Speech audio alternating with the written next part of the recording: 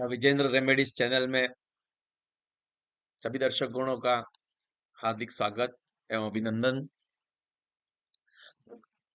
भाव भगवान छे, प्राइस इज नॉट गॉड। मतलब भाव भगवान छे की जो वैल्यू थी और चल रही है। भाव भगवान छे का इंग्लिश वर्ड होता है प्राइस इज गॉड। लेकिन इसके पहले मैं एक वीडियो अपलोड कर चुका हूं जिसमें इसका खंडन किया है। जो मेरी स्वयं की निजी सोच है और मेरे जो विचार है और मेरी जो अनुभूति है, वाव भगवान छे मतलब प्राइज इज गॉड जो माना जा रहा है वो गलत है। और मैंने बताया था उसमें मोशन इज गॉड। इमोशन जो भाव है, भावनाएं हैं, भावनाएं हैं वो भगवान है। मूल्य भगवान नहीं है और भावनाएं भगवान है। उस पर मैंने वीडियो अपलोड की थी पहले। तो उसका जो पार्ट 2 में रिलीज करने जा रहा हूँ, जो एक आध्यात्मिक यात्रा है जीवन की। उसके मेरे जो व्यक्तिगत अनुभव है वही शेयर करने जा रहा हूँ। मैं ना तो मैंने किसी से दीक्षा ली है, ना गुरु परंपरा से गुजरा हूँ। किताबी ज्ञान तो है। किताबी चीजें तो हालांकि मैं शुरू से गणित विज्ञान का स्टूडेंट तार्किक रहा हूँ, लेकिन इस क्षमता के अतिरिक्त जो मेरी एजुकेशन के आफ्टर जो सामाजिक, पारिवारिक, परिवेशीय एंड यूनिवर्सल ट्रुथ, जो प्रकृति से मुझे जो सीखने मिला। और इस यात्रा में मैं लगभग 36वें वर्ष में उतरा हूँ। 35 साल तक मैंने किताबों का ही नॉलेज लिया और किताबों को यथार्थ सत्य माना। मतलब उसको रट्टा मारो या सोचो या कैलकुलेशन करो, उसका ही उपयोग किया। लेकिन मैंने देखा कि इसके अतिरिक्त भी दुनिया में जो चल रहा है, इसके जो पराज्ञान होता है, किताबों से हटकर क्या ज्ञान है। हम जो कुछ भी है आज वो क्या है, हमारा जन्म क्यों हुआ है। इस क्वेश्चन का जो शुरू से मेरे दिमाग में जहन गुजरा था, जब क्लास 8 में मैं पढ़ रहा था उस समय से, तो उस पॉइंट पे मैंने एनालिसिस करने हेतु इस विचारधारा और उस ज्ञान में मैंने आत्मविश्लेषण करने की क्रिया को प्रारंभ किया। उसमें पाया कि आज हम जो कुछ भी हैं, केवल और केवल हम हमारी सोच के कारण हैं। देखो, गणितीय स्टूडेंट होने के नाते मैंने ज्योतिषी भी 15-16 साल मैंने खुद की कुंडली पर एक्सपेरिमेंट करते करते वो ज्योतिषी विद्या को अच्छा ग्रहण किया। लेकिन ज्योतिषी जो नॉलेज है या मतलब जो गणितीय विश्लेषण अपन कर सकते हैं, डिकोड प्रॉब्लम डिकोड करना, वो सीखा। जो ग्रही अवस्था है और यूनिवर्स में जो चल रही है घटनाएं, उसमें साइंस के साथ अध्यात्म और उसका नैतिकता रूप में और प्रारब्ध क्या होता है, ये चीजें फिर एक बाद एक कड़ी मिलती रही। तो गणित को तो चलो पढ़ने पढ़ाने के क्रम में एक अध्यापक हूँ मैं, वहां तक सीमित था। इसके बाद ज्योतिषी अनुभव प्राप्त हुआ और ज्योतिषी के बाद एक जब वहाँ तार्किक बातें आती हैं तो साइंस के साथ उसको रिलेट करने की कोशिश की। अब साइंस जो यथार्थ साइंस को ही मानते हैं तार्किक, मतलब जिनकी कुंडली में बुध उच्च क्या है या बुद्ध वाले जो ज्यादा तार्किक करते हैं बात कि यही नहीं, उससे कुछ कुंडलियों से या ज्योति से कुछ होता नहीं है। तो उसका भी कुछ न कुछ आंसर होना चाहिए। इसके लिए मैंने उसमें गहन कार्य किया। और बुध है, वास्तव में ग्रहों का राजकुमार है। और बुध है यदि बुद्धि भ्रष्ट हो गई तो सब प्रकार की डिग्रियां धरी रह जाती है, चाहे वो आईएएस हो, आरएस हो, कुछ भी हो। मतलब तर्क साधना एक निश्चित समय, तो फिर क्या होता है कि वास्तव में प्रारब्ध है या अपने कर्माज है। तो उसमें भी स्टोरी आती है सर, कर्म और भाग्य की। तो वहां कहानी भी मैंने पढ़ रखी थी। यदि आपके प्रारब्ध में जो लिखा है वो आपको मिलना निश्चित है। भाग्य और कर्म नाम के दो देवता है इस कहानी में। तो कर्म का काम है वो केवल केवल केवल आपके कर्म जो किए गए हैं, कर्म साधनाएं या कर्म किया गया उसका फल देना। अब वो आपके भाग्य में है या नहीं, वो डिकोड फाइनली प्रारब्ध ही करता है या भाग्य का। इस संबंध में कहानी मैंने पढ़ी थी, तो शायद सुनी थी मैंने, 9th क्लास में था। भाग्य और कर्म नाम के दो, मतलब जैसे उस समय में जो कहानी मैंने सुनी थी उसमें बताया गया थे वो भूत थे। स्टार्टिंग में होती थी कि एक व्यक्ति जो ग्रामीण परिवेश से रहता था, अच्छा उसका घर बार चल रहा था। अब क्या चल रहा है, वर्तमान में भी तुलना चल रही है, उनके घर में ये है, उनका ये हो गया, इनका बंगला बन गया, इनकी गाड़ी आ गई, तो इस व्यक्ति ने भी, उसका घर बार अच्छा चल रहा था, व्यवस्थित था, परिवार में उसके बच्चे, उसके माता पिता, उसके मिसेज, सब बढ़िया चल रहा था, श्रेष्ठ था, उसका जो कार्य था वो चल रहा था, सम्मानित जीवन जी रहा था।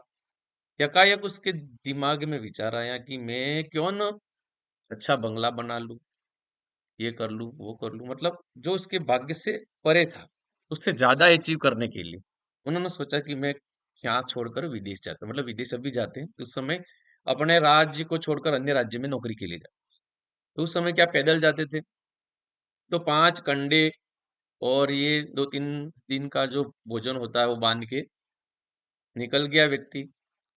और उन्होंने बरसक मेहनत की, 1.5-2 साल, कि भाई यहाँ इतना दूर आया हूँ, इतनी दूरी पार करके, जैसे पहले, अभी तो ये इसको 7 समुद्र पार है, कुवैत है, बहरीन है, सऊदी या दुबई ऐसे जाते हैं, लेकिन पहले क्या होता था, एक राज्य को छोड़कर दूसरे राज्य में, जहाँ उनको अच्छा काम मिल जाए, तो अच्छा रोजगार मिल जाए, और उनके जो कार्य करते हैं ऐसा कार्य मिल जाए, उसका मेहनताना भी अच्छा मिल जाए। तो उन्होंने अच्छा कार्य किया, और उसके उनका कर्म था, कर्म अच्छा किया, उनके पारंगत के अनुसार राजा ने खुश होकर उनको अच्छी सोने की मुद्राएं दी। लेकिन जब ये 1-2 साल रहकर वापिस अपने घर को प्रस्थान के लिए निकलते हैं, बीच में कोई चोर और मिल जाते हैं, घर आने का 15-20 किलोमीटर ही शेष था, तो वो चोर उससे इस संपत्ति को हड़प लेते हैं, या उनके जो 1.5 साल की कमाई थी वो छीन लेते हैं। अब क्या हुआ, कोई भी व्यक्ति घर पे अपना ही घर का सदस्य कोई है, बेटा है, या खुद का भाई है, कोई कमा के आता है, तो क्या कहते हैं, भाई ठीक है आया होगा तो कमा के बताएगा, आज नहीं 2-3-4 दिन, उसकी पत्नी है, बच्चे, कोई मतलब कमा के आया तो कितना कमा के आया बहुत कम पूछते हैं, कितना बैलेंस है, नहीं है, ठीक है, तो आया है तो उसके स्वागत 6-7 दिन रहेगा, उसके बाद बताएगा। लेकिन अब क्या हुआ कि वो व्यक्ति खुद पीड़ित, अब 1.5-2 साल मैंने कमाया, इतना कमा के लाया था, लेकिन रास्तों में किसी के द्वारा इस संपत्ति का या धन का हरण कर लिया गया, तो क्या जवाब दे, तो खुद ही खुद अपने आप में सुलझा रहा, बताने के लिए कोई शब्द नहीं थे, कोई पूछने वाला तैयार नहीं। तो 4-5 दिन रहता है घर पे, फिर अपने वही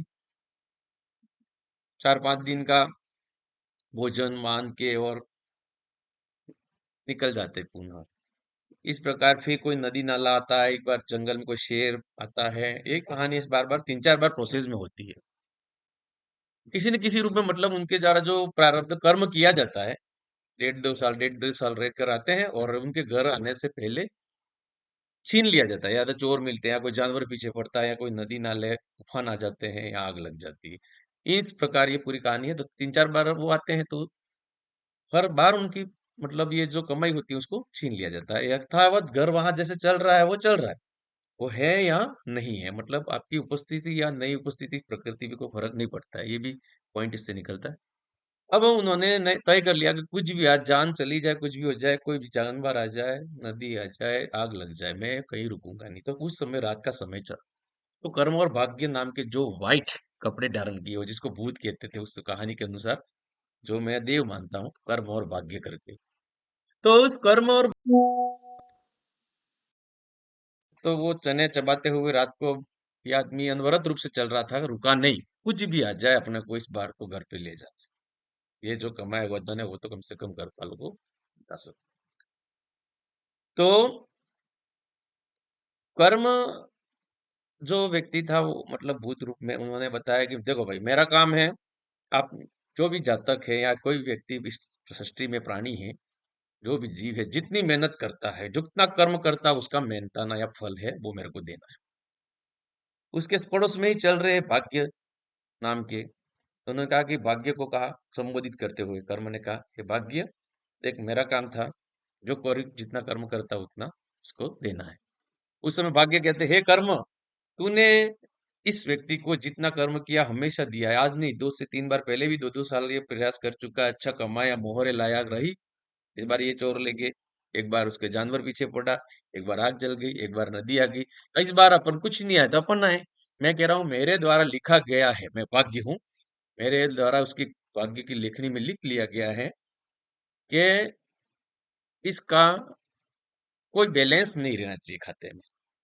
घर गृहस्थी बाहर बस्ती बहुत बढ़िया चल रहा है, लेकिन वो जो सोच रहा है परे, उसके भाग्य से ज्यादा या कुछ हट के मैं दुनिया में अलग कर दूं, ये संभव नहीं है। तो आप भी देख लो आप, तो ऐसे ही कहते हैं अंतर्धान वही हो जाते हैं और उनकी हाथों में जो पोटली बंधी होती है धन की, उस व्यक्ति से हाथ से अचानक गायब हो जाती है। तब ये तो इस बात से फिर कहानी जो मन में घुसी हुई थी,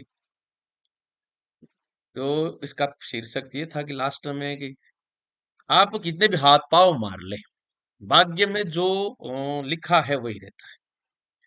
हाँ, अब तर्क क्या करेगा कोई व्यक्ति, मतलब कर्म करना ही नहीं चाहिए, नहीं, कर्म तो करना चाहिए, लेकिन कर्म भी ये करवाने के लिए भाग्य ही प्रेरित करता है, ये इसका तार्किक उत्तर है। बहुत सी बार आपने देखा होगा आप काम करना चाहते हो, लेकिन काम की तैयारी पुस्तकें सब लेके, पढ़ने वाले स्टूडेंट को लेके रहा हूँ, पुस्तकें सब ले सब व्यवस्था भी हो जाती है, फिर भी पढ़ने में मतलब आलस्य, आपको नींद आती है, याद करने का नहीं होता है, पढ़ने का नहीं होता है। या कोई व्यक्ति दुकान डाल दे, अच्छी खासी जमी हुई है, उसको डाल के दे दे, अच्छा बिजनेस कर नहीं कर पाता है, तो प्रारब्ध में नहीं है, नहीं कर पाता, कौन से कहते नहीं कर्म, अरे कर्म करने के लिए प्रेरित भी भाग्य ही करता है। ये भी ध्यान रखना कि कर्म करने के लिए आप अच्छा कर्म करो या बुरा कर्म करो, जो भी कर्म कर्म, आप केवल निमित्त मात्र इस प्रकृति में कोई आपके सोचे और आप जैसा सोचे वैसा हो जाए तो फिर संभव, मतलब प्रकृति में आप कुछ भी कर सकते हो। फिर और प्रकृति का मतलब ही नहीं रहेगा, ये पंच तत्वों के बारे में जो मैंने बात की, ये पूरा मायावी जाल है। इसके अलावा हट के अपना जो आत्मिक है विश्लेषण, और परमात्मा से क्या कांटेक्ट, लूज कांटेक्ट, के पुराना क्या हिसाब किताब है, इसके लिए हमारी एक यात्रा है। यही मनुष्य जीवन है। हमारा जन्म क्यों हुआ है, कोई न कोई पीछे की लेन देन बाकी है। इतनी बताई जाती है योनियां, कितनी योनियों के बाद सबसे ये श्रेष्ठ जीवन मनुष्य का जीवन है। तो ये अभी मैंने एक तर्क रखा कि जो प्रारब्ध में है वो तो भोगना तय है, चाहे आप कितने भी इंटेलिजेंट बन जाओ, कोई भी पदवी धारण कर लो, कुछ भी कर लो, प्रारब्ध के मतलब प्रकृति के भाग्य के जो भोग हैं उसमें कोई भी आप चैलेंज नहीं कर सकते, प्रकृति के चैलेंज नहीं कर सकते। अब इसकी दिशा और दशा जानने के लिए अपन गणित के स्टूडेंट थे, तो गणितीय विवेचना के अनुसार ये ग्रही प्रभावों को अध्ययन करते हुए देखा, और ग्रही गणनाओं के बाद भी थोड़ा विश्लेषण ये कर सकते, लेकिन इसके बाद भी पाया कि ऐसा ऐसा ऐसा इस समय ऐसा हो सकता है, या इसका उपाय ये कर सकते हैं। अब उपाय ये कर सकते हैं कि जैसे कि बारिश होनी है, आपको भीगना है, तो केवल छाता है, वो बीच में लाकर आप उसका उपाय कर सकते हैं। जैसे आप गाड़ी चला रहे हो तो नीचे गिरने वाले तो सर पे ना लगे तो हेलमेट लगा सकते हो। ऐसे बचाव के उपाय के रूप में है ये ज्योतिषी जो उपाय किए जाते हैं, मंत्र साधना की जाती है, कर्मकांड। तो ऐसा नहीं है कि आप उस ग्रह को उच्च नीच कर दो। हाँ, तो अब क्या वापिस पॉइंट पे आते हैं, शारीरिक जो पंचतत्व का बैलेंस है, तो इसी पर ग्रही व्याख्या के ऊपर।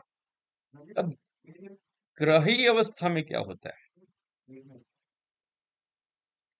ग्रही अवस्था में अब ग्रह को आप बैलेंस कर सकते हो। जैसे मैंने बताया था वो बहुत से कहते हैं कि ये टोना टोट का झाड़ फूक फर्जी बात है, तो इसको मैंने विश्लेषण वहां भी खंडन किया था कि इस यूनिवर्स में पृथ्वी पर जो 70% जल है, और अपने शरीर में भी 70% जल है, तो जल की जो मतलब बॉन्डिंग हो, मिस बॉन्डिंग हो चुकी है या खराब बॉन्डिंग हो चुकी है, तो जो अपने मन में विचार आते हैं, मैंने कहा आज पहले भी ये जो शब्द निकाले थे कि आज हम जो कुछ भी है वो हमारी केवल सोच के कारण है। अब प्रारब्ध में क्या क्या है बता दूं, आपका जन्म कहाँ होना निश्चित है, आपका माता पिता कौन होंगे, आपका पुत्र कौन होगा, आपकी पत्नी कौन होगी, ये सब निर्धारित है। तो आपका नामकरण भी मतलब संसार वाले करते हैं, आपका कुछ नहीं। आप अब यहाँ आके जो बिहेव करते हैं ग्रही अवस्था के अनुसार, तो वो क्या है, आपके विचार, आपकी थॉट्स, अपन जो कुछ भी है इस दुनिया में केवल और केवल एक विचारधारा है, एक सोच है। इस सोच के अंतर्गत बता दूं कि जो मैंने अनुभव किया है, तो आपके जो कनेक्ट, आपके मित्र बनते हैं, आपके जो नए कॉन्टेक्ट्स बनते हैं, इस प्रकृति में, पृथ्वी में करोड़ों लोग हैं, आपके जो कॉन्टेक्ट्स बनते हैं, तो उनकी इलेक्ट्रॉनिक्स जो बॉन्डिंग है वो आपके साथ हो रही है, तो सेम एनर्जी मिल रही है, वही बॉन्डिंग आपकी बनती है। बाकी आपके पड़ोस में हो सकता है आपके 2-5 फीट, आपके घर में भी आपकी बॉन्डिंग नहीं बनती है, तो मतलब क्या, इलेक्ट्रॉनिक बॉन्डिंग नहीं बनती।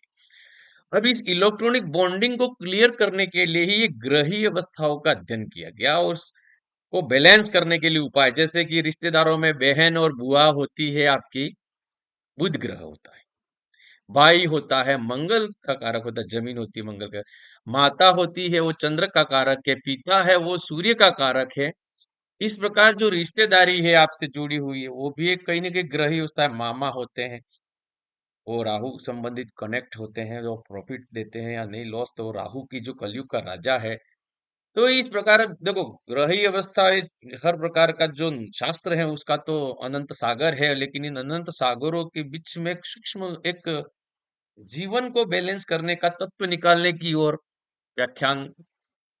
और जो मैं खुद कोई किताबें पढ़ के नहीं, ये नहीं, मेरी जो अनुभूतियां हैं और मेरे को जो प्राप्त हुआ, मैं केवल शेयर कर रहा हूँ यूट्यूब के माध्यम से जो अनुभूतियां हैं।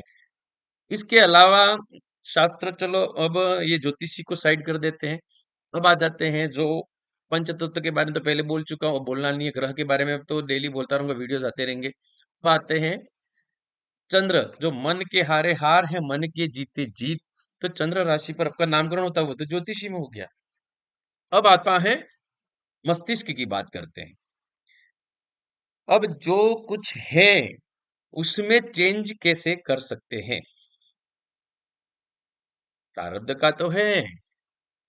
अब कर्मास सिद्धांत भी यहाँ लागू होते हैं, तो इस कर्मास को एक्टिवेट करने के लिए, वास्तव में अपनी जो ऊर्जा है उसका सही उपयोग करने के लिए भी क्या, माइंड हीलिंग प्रोग्राम होते हैं। तो इसमें क्या होता है, मन।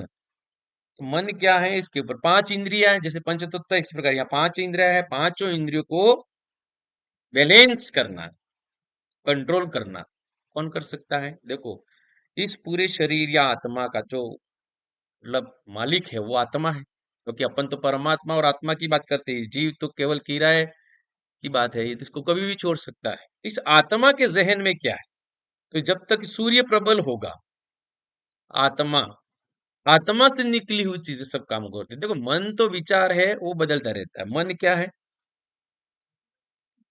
राजा है वो आत्मा है, तो उसका सारथी है मन है। इस रथ में जो सारथी है वो मन है, और उसके घोड़े हैं 5। सारथी रूपी मन है, उसके घोड़े 5 हैं। पांचों इंद्रिया है, ये स्वादेंद्रिय है, ग्रहणेन्द्रिय है, स्पर्शेंद्रिय है, आंख कान नाक जीभ त्वचा। अब इस इंद्रियों को वश में करना, अब देखो मन है वो खुद ही भटका हुआ है, तो इंद्रियों को नियंत्रित करना असंभव। तो ये आत्मा को कंप्लीट तैयार करने के लिए आत्म विश्लेषण या मेडिटेशन करते हैं। तो पहले किसको बैलेंस करते हैं, आत्मा तो डायरेक्ट जागृत होती नहीं है, इसके रास्ते हैं। तो सबसे पहले रास्ते किसकी, 5 इंद्रियों की बात आती है। इंद्रियों को कंट्रोल करने के लिए सबसे पहले किसकी बात आएगी, इसका सारथी से बात होगी। राजा अंदर बैठा है रथ में, जैसे श्रीमद् भगवत गीता में आपने फोटो देखा होगा, तो अर्जुन एक राजा के रूप में है, ठीक है। वो आत्मा भी मतलब राजा है, तो अर्जुन भी उस महाभारत युग, मतलब युद्ध में किम कर्तव्य विमूढ़ है। इसी प्रकार हमारी आत्मा भी किम कर्तव्य विमूढ़ है कि इस रण में क्या करूं, ये मेरे मिलने वाले हैं, बड़े हैं, ये हैं, इसका क्या करेंगे।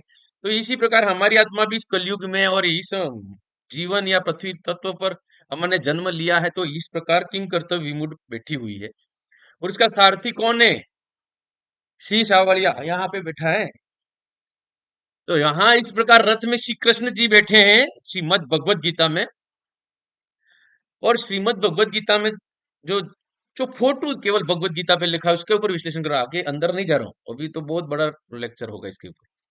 तो उसमें जो सारथी हो कृष्ण है, उस कृष्ण को मतलब किस कृष्ण रूपी मन को साधना है, जो 16 कलाओं के धनी माने गए हैं।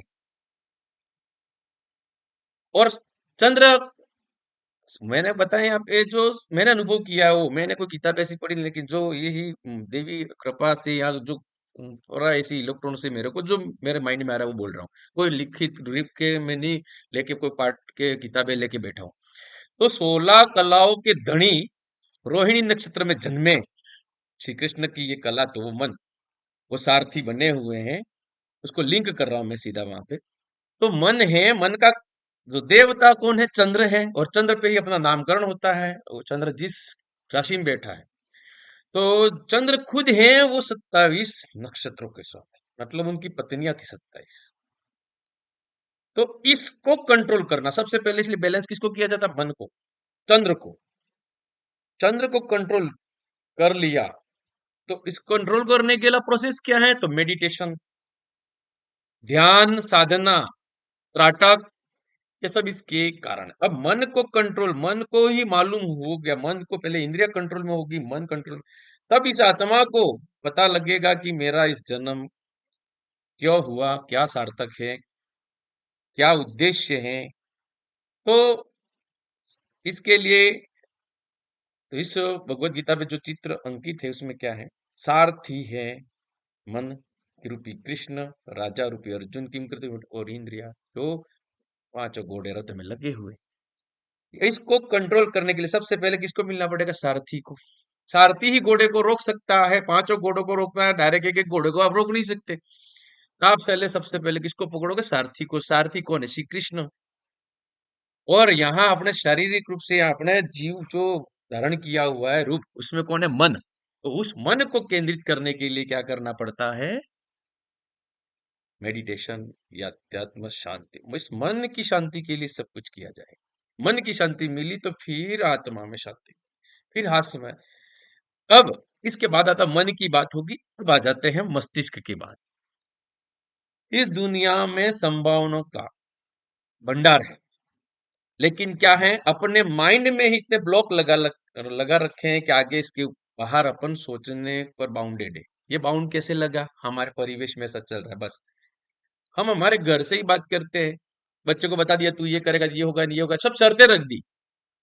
इसके अलावा ये तू नहीं कर सकता, ये नहीं कर सकता, मतलब उसको तो पहले। अब ये क्या है, मैं बात आ गई मस्तिष्क की कर रहा हूँ, तो अब मन के बाद क्या था, मस्तिष्क। तो मस्तिष्क एक तो ये बात जो सोच के कर रहे हैं, तार्किक विचार वाले सब, ये कॉन्शियस माइंड है, चेतन मन है। क्या है, ये सब सोच के बात कर रहे हैं। बिना सोचे समझे जो कुछ होता है वहां हमारा कोरा दिमाग, वो है अवचेतन मन। और यही ब्रह्मांड की सबसे सबसे ताकतवर ऊर्जा है। वही परमात्मा और इस आत्मा के बीच में कनेक्शन बनाती है। और इस अवचेतन मतलब सबकॉन्शियस माइंड को सही दिशा निर्देश देना, ये हमारे हाथ में। सबकॉन्शियस माइंड में सही संदेश पहुंचाना, वो कब होगा, जब मन केंद्रित होगा, पांचों इंद्रिय केंद्रित होगी। और ये सूचना संदेश कैसे जाएगा, इस पांचों इंद्रियों के माध्यम से ही जाएगा। चेतन मन तो तार्किक बात करेगा, अभी ठंड लग रही है तो कौन चेतन बात करेगा, लेकिन सबकॉन्शियस माइंड को नहीं बताया तब तक नहीं लगेगी, ये भी कह रहा हूं। गर्मी लग रही है, चेतन मन बताएगा तभी जाता है, किसके जाता है, इंद्रिय के जा रहा। गर्मी लग रही है तो ये त्वचा पे पड़ रही है, इस इंद्रिय को मालूम पड़ रहा। अब कोई खाना कैसा बन रहा है, उसकी सुगंध दुर्गंध कैसी आ रही है, तो पहले ये यहाँ चेतन मन में मालूम पड़ेगा, फिर अवचेतन मन में जाएगा तो इसका स्वाद कैसा होगा। सब ये विचार करने वाली ताकत अंदर है, इसको मालूम नहीं है। अब गरम गरम एक बार मुंह में डाल दोगे, जल जाओगे, क्योंकि जब तक ये सबकॉन्शियस माइंड कॉन्शियस माइंड का बैलेंस नहीं बनता तब तक ये काम होना संभव नहीं। तो चेंजेस कैसे ला सकते हैं, तो सबकॉन्शियस माइंड में पांचों इंद्रियों के द्वारा चेंजेस ला सकते हैं। तो यही बताया था कि पंच तत्वों का बैलेंस। वहां कोई साइंस नहीं है, अभी आपके झाड़ फूका वाली बातें कर रहे, तो ये चंद्र को बैलेंस, जैसे कि तत्व है, पांच तत्वों को भी बैलेंस करना है, पांचों इंद्रियों को भी बैलेंस करना है, और सबकॉन्शियस माइंड में पॉजिटिव एनर्जी मतलब पॉजिटिव एटीट्यूड देना है। तो अपन जो बोलते हैं वो भी ऊर्जा का प्रतीक है। तो वर्डिंग और इसमें क्या ग्रेटिट्यूड। अब मैंने कहा था वहां पे प्राइज इज गॉड नहीं है, अभी भी कह रहा हूँ प्राइज इज नहीं है, इमोशन इज गॉड, भावनाएं। तो कुछ शब्द ऐसे या ऐसी भावनाएं अपने शरीर में जो इलेक्ट्रॉन का संचार होता है, भावनाएं, ऐसी भावनाओं को फील करो जो सबकॉन्शियस माइंड में जाए तो वो होके ही रहता है। आज हम जो कुछ भी हमारी सोच के कारण, जैसे आज कोई अपन 10,000 कमा रहे, 50 कमा रहे, 5 कमा रहे हैं, या कोई सम्मान है अपना या अपमान है, अपनी स्थिति अच्छी है खराब है, दूसरों की दृष्टि में क्या है, ये सब कुछ हमारी सोच के कारण। हमने सोच रखा है, ऐसा बांध रखा है हम ऐसे। बाकी अब चेंज कर दो अपने आप, नहीं मैं ये हूं, अपने आप को ऐसा डिकोड कर लो। ये डिकोड करने के लिए किसको संदेश भेजना है? सबकॉन्शियस माइंड को। और सबकॉन्शियस माइंड को जैसे संदेश पहुंचेगा, चेंजेस होना तय। ये वाइब्रेशन रूप में चेंज होना चाहिए, केवल के नहीं, मेरे को बढ़िया ऐसा करके मुंह लटका के बोलने से कोई मतलब नहीं है। जैसा बोल रहे हो ऐसी ही ऊर्जा आपके शरीर की रोम रोम में होनी चाहिए। तो अब ग्रह को बैलेंस कैसे किया जाता है? वाइब्रेशन से। किससे किया जाता है? मंत्र जाप से। तो उस मंत्र जाप से उसी वाइब्रेशन पैदा होती है, ऐसी ओरा होती है, पैदा इससे होता है। इसके अलावा अब अध्यात्म में घुसते हैं। अध्यात्म का रूप है, अध्यात्म के रूप में क्या होता है? एक तो भक्ति साधना एवं एक शक्ति साधना। अब शक्ति साधना क्या होता है कि शक्तियां प्रारब्ध से आ ही रही हैं, तो अपने जो परिवार है, खानदान है, जो चल रहा है शुरू से पीढ़ी दर पीढ़ी, हमारा जो वंश परंपरा, तो कोई नहीं कोई ऐसे हमारे पूर्वज होते हैं, कोई किसी शक्ति की साधना करते हैं। ये कुंडली में कभी काल सर्प दोष बनते हैं, पितृ दोष बनते हैं, उसका मेजर कारण क्या है, मतलब कहना चाह रहा हूँ। तो क्या करते हैं कि जैसे अष्ट सिद्धि नव निधि के दाता, असवर्धिनी जान की माता, राम रसायन तुमरे पासा सदा रहो रघुपति के दासा। अब ये सब कर तो दिया, सिद्धियां प्राप्त कर ली हमारे आगे वाली पीढ़ियों ने, या हमने प्राप्त कर ली, ऐसी कोई सिद्धि प्राप्त कर ली। अब ये सिद्धि होती है, देखो एक व्यक्ति की औसत उम्र की 60 70 80, तो मैं कह रहा 100 साल कोई व्यक्ति जी ले यहाँ इस पृथ्वी लोग। तो ये क्या, हम सिद्धि तो प्राप्त कर ली, सिद्धि की उम्र तो 300 साल 500 साल ऐसी होती है। और व्यक्ति जो सिद्ध करने वाला है वो तो चल बसा। अब ये सिद्धि धारण करने वाला क्या होता है, उस सिद्धि को आगे पालन कर नहीं पाता, उसके कुछ नियम होते हैं सिद्धियों के। सिद्धियों को प्राप्त करने के बाद, उसका धारण करने के बाद उसको मेंटेन करना पड़ता है। तो वो क्या है, एक वंश परंपरागत चलते हैं। फिर इसके ही जैसे किसी ने बेरोजी की साधना की, तो इस बेरोजी की साधना मैंने कर ली थी, या मेरे खानदान में किसी ने की, आगे वाली पीढ़ी ने, वो ट्रांसप्लांट होती, इसके गुण हमारे मतलब जेनेटिक्स में, उसकी कुंडली कभी निकाल के देख, मेरे कुंडली देखने से पता पड़ा यदि किसी व्यक्ति की कोई इष्ट साधना है तो वो उसका प्रभाव सबकी लगभग परिवार की कुंडली में दिखता है। इसीलिए फिर मैंने ये इष्ट साधना के संबंध में सोचा, वो अनुभव है बता रहा हूँ, कोई शास्त्र में नहीं लिखा है गीता, और मैंने पढ़ा भी नहीं है। कुंडली देखी किसी घर में तो इसकी घर में कौन सी पूजा चल रही है आपको पता लग जाएगा, क्योंकि वो ग्रह सब मतलब परिवार के लगभग में इफेक्ट करेगा, वो घर या लग्न। तो वो सिद्धि फिर क्या होती है आगे, उस सिद्धि तो आपने प्राप्त कर ली नाम जप से या कोई मंत्र जप से, और हो जाती है। आज तो इस राहु के युग में सिद्धि प्राप्त करना आसान बात है, लेकिन उसको मेंटेन करना कठिन। तो सिद्धि रूप में फिर वो क्या, हमारा जेनेटिक्स मतलब वो खानदान में एक कुंडली में दिखती है, इसीलिए मैंने इस पर चर्चा कर रहा हूँ।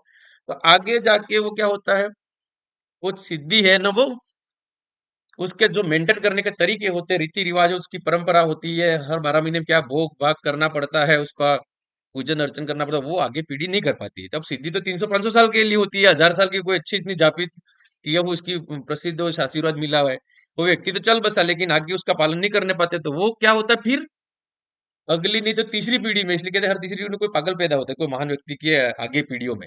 अच्छा, कोई महान व्यक्ति होता है, उसके वो सिद्ध जाप ऐसा सब यश कीर्ति प्राप्त कर लेता है, और ऐसी सिद्धियां प्राप्त कर, लेकिन अगली पीढ़ी में उसका पालन नहीं होता, तो फिर तीसरी पीढ़ी में उसके पागल पैदा होते हैं, या उसका वंश का पतन हो जाता है। तो ये क्या होता है, पितृदोष में कुंडली में देखा हो, पितृदोष है इसके, काल सर्प दोष है इसका, ये चांडाली हो गया, ये मंगल केतु हो गया, यार सब प्रकार के दोष इसलिए आए, ये पता लगा, इसलिए फिर मैंने सिद्धि के बारे में बात करी। तो ये हो गई सिद्धि। अब सिद्धि के सिद्धियों में क्या होता है, आप कोई सिद्धि को फिर क्या होता है, चक्र होते हैं। सिद्धि कैसे प्राप्त होती है?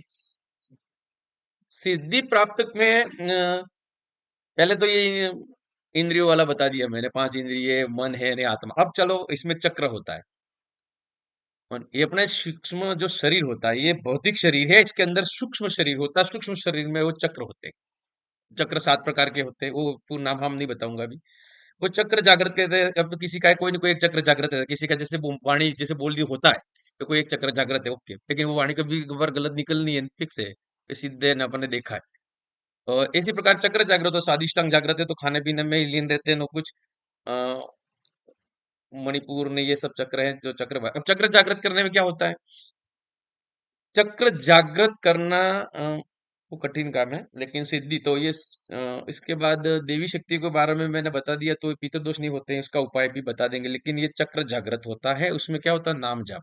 केवल चक्र जागृत होता है, एक ही चक्र जागृत हो गया तो भी वो व्यक्ति सर्व कार्य कर सकता है। अब मैं शायद टॉपिक से भटक रहा हूँ।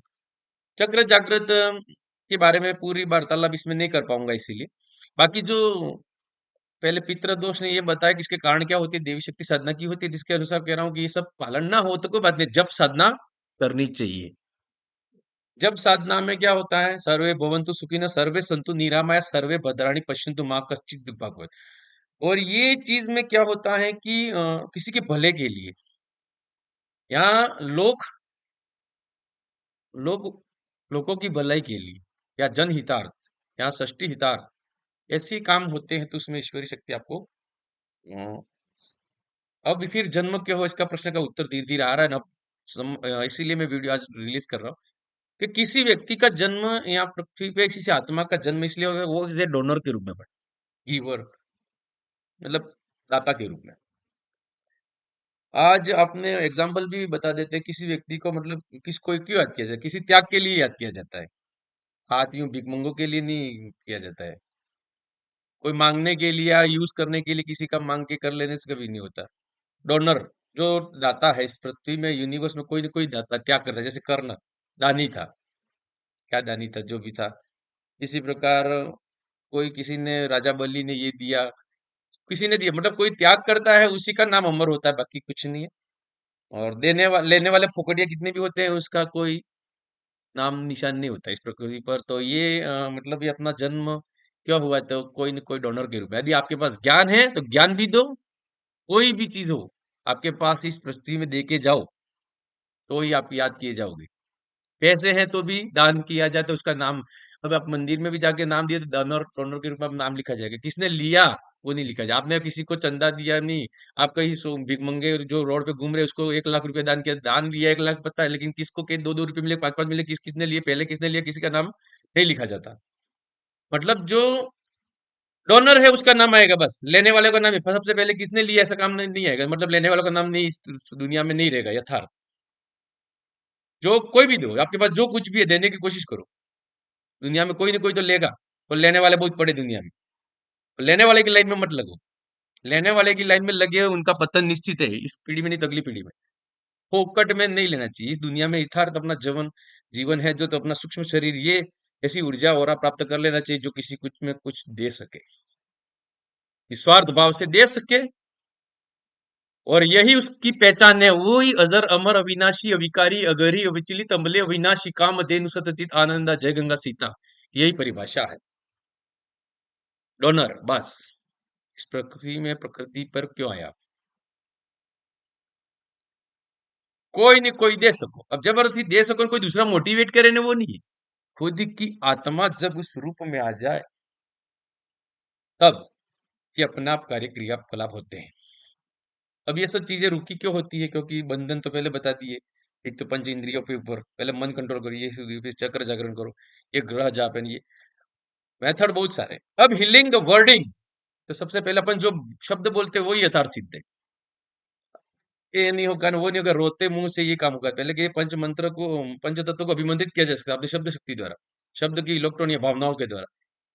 तो करने की तैयारी है, जारी रखें। और चेंज द लाइफ रूल्स में, ये पहला टॉपिक बोल रहा हूँ, अब भी ये केवल जो मेरी अनुभूति हुई है और वो मेरे विचार हैं। अब मैं इसको कॉन्टेक्ट टाइम टू टाइम इसको लेसनबद्ध क्रम में जमाने की कोशिश करूंगा, क्योंकि ये अभी कोई बिना सोचे समझे सीधा जो जो मानसिक एक विचार उत्पन्न हुआ था, इससे वीडियो बना दिया है। धन्यवाद। आपका आगे आपका संबल बना रहा।